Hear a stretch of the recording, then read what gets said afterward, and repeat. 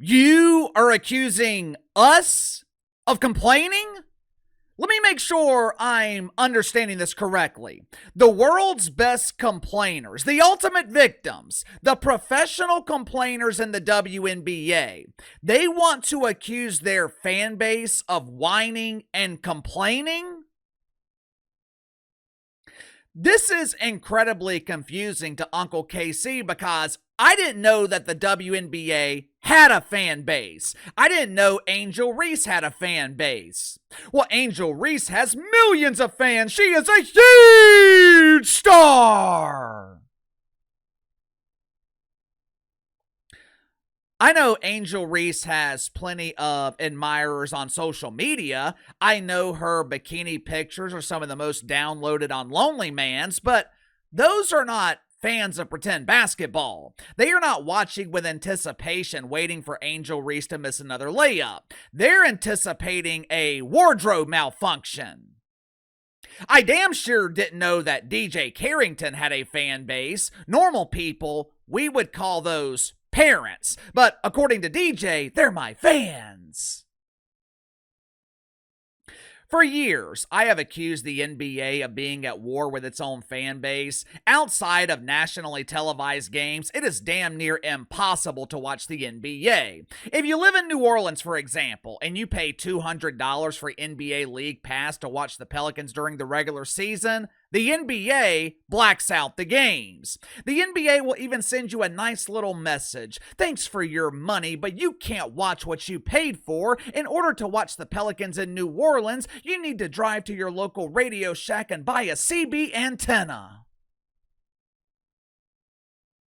The All-Star Game has become an annual disaster. Fans are no longer allowed to talk shit to NBA players. Imagine paying thousands of dollars for courtside seats, and security comes by to escort you out of the arena in the second quarter because you told LeBron James that Bronny James is not ready to play in the NBA.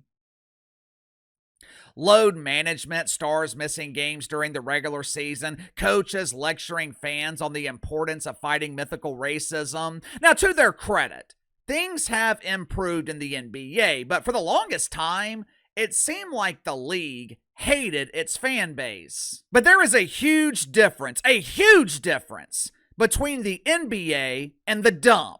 The NBA has a foundation. The NBA has decades of history to fall back on. We grew up watching the NBA. It was a part of your childhood. The NBA reminds me a lot of the WWE. Both have very passionate fan bases. Both have fan bases who are not afraid to critique their product and let them know exactly how they feel about it. The 50-year-old booger eater who still watches fake wrestling, even though he aged out of the demo almost 40 years ago, he's a passionate fan. He's emotionally invested because he's been watching the product his entire life. Same thing in the NBA. As much as we might complain about it, when I say we, I'm including myself in that. As much as we might complain about it, as much as the NBA might take advantage of us at times, we are still watching it. The WNBA doesn't have that same luxury. There are very few WNBA fans. There are millions of Caitlin Clark fans. There are people who like to watch Angel Reese attempt to make layups. There might be a handful of activists who feel compelled to support Bob Griner. Activists like that blonde girl from Blind Love or Love is Blind on Netflix. The girl who dumped the dude because he wasn't flying a rainbow flag in his front yard. If that dude is watching, let Uncle KC boost your spirits a bit. You, sir, dodged a bullet. When you say your prayers tonight, thank God that you didn't get the chance to say yes at the altar. You never, ever want to marry an activist. But anyway, there are very few fans of the WNBA. When you walk down the street, you never see someone wearing a Phoenix Masculines jersey. Outside of Club Shay Shay, you never see someone wearing a Dallas Wankers jersey. So it always confuses me when WNBA players criticize potential viewers, which is exactly what Angel Reese and DiJonai Carrington did this past weekend. Make sure to like and subscribe. You can follow me on Twitter at KC_BTL84. Let's go ahead and get to the sponsor for today's video, my good friends at Sugar Mountain Trading. Are you struggling with back problems? Do you deal with minor aches and pains throughout your day and you don't want to go to the doctor because all the doctor's going to do is find something else wrong with you, or even worse, prescribe addictive medication that you just don't want to take? Me personally, I hate going to the doctor. So does my wife, who actually deals with back pain, which is why she started using CBD lotions and oils from Sugar Mountain Trading. Now, this is not THC. It's not going to make you fail a drug test. These CBD lotions and oils, they are designed for rapid pain relief. Like I said, my wife deals with nagging back pain from time to time. We've tried over-the-counter stuff. We have tried the chiropractor. Nothing seems to work. Within 5 minutes of me applying CBD lotion from Sugar Mountain Trading, her pain was gone. I'm telling you, it is damn near magical. She keeps a bottle with her in her purse at all times. Sugar Mountain Trading also offers CBD bar soap that will keep you pain-free and smelling fresh at the same time. Bar soap comes in a variety of scents ranging from lavender to cherry almond. All CBD products offered at Sugar Mountain Trading, 100% natural, 100% free of THC. So click the link in the description below. Use my promo code BTL20, BTL20. Save 20% off your first purchase with Sugar Mountain Trading. Friday night, Angel Reese had DJ Carrington on her podcast. The interview generated headlines throughout the mainstream media because Angel Reese, she threatened to sit out pretend basketball games if the WNBA refused to raise their minimum wage. Talked about that on Saturday. You can find the video in the archives here on YouTube. But the complaints about minimum wage and having to work multiple jobs to be able to afford their luxury apartments, those complaints caught the attention of the media. Hell, the media was damn near having a panic attack. Oh no! The dump divers are threatening to go on strike! What will we do all summer if we can't watch the elite rim block dunk attempts from these incredible athletes? Amidst all the terror and panic in the mainstream media at the possibility of the WNBA season being canceled, there was a complaint from Angel and DJ that got overlooked. The complaints about their critics, which they kept referring to as fans.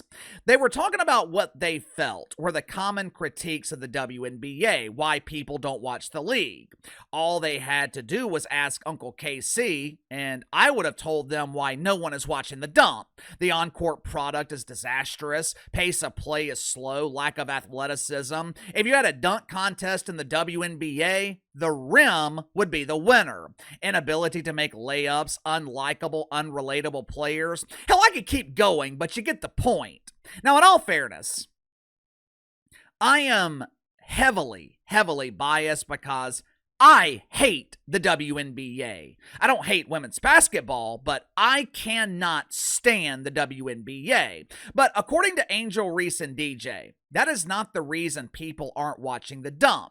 They were more focused on appearance. They were complaining about the complaints that WNBA players are too masculine. Watch it for yourself. They complained and said WNBA players are too manly, not feminine enough. We don't dress cute enough. They don't want to watch a bunch of little boys running around the court. Now we're too much. Doing it. Now we're doing too much. So it's like pick. I'm not watching that WNBA. Masculine. Yeah. Long shorts. They're wearing braids. They all like each other. They all date each other. That's not true. Well, I do. Well, But the rest of it is not true. Yeah, it's like, and when we do the opposite, we're the problem. Oh, you want me to pick, DJ? You want me to pick? I pick every summer when I refuse to watch this league. Looking at your ratings, I'm not the only one. If Caitlin Clark's not playing, the entire country is refusing to watch. I think Angel Reese is responding to some of the criticism that she receives for posting pictures on social media. Well, Casey, what was DJ Carrington responding to?